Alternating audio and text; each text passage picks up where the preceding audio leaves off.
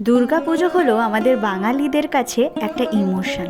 এটা হলো আমাদের 2024-এর ফার্স্ট প্যান্ডেল হপিং, যেটা ছোট্ট ছোট্ট কিছু মুহূর্ত তোমাদের সাথে শেয়ার করলাম। আর কলকাতা মানে এই বনেদি বাড়ির সাবেকিয়ানা পুজোর ছোঁয়া। তাই হঠাৎই যেতে গিয়ে চোখে যেই পড়লো এই সুন্দর দেখতে একটা বনেদি বাড়ি, আর লোভ সামলাতে পারলাম না। এখানে ঢুকেই জাস্ট ফিল হলো যে অনেক বছরের পুরনো ইতিহাস এই বাড়িটার সাথে জড়িয়ে রয়েছে।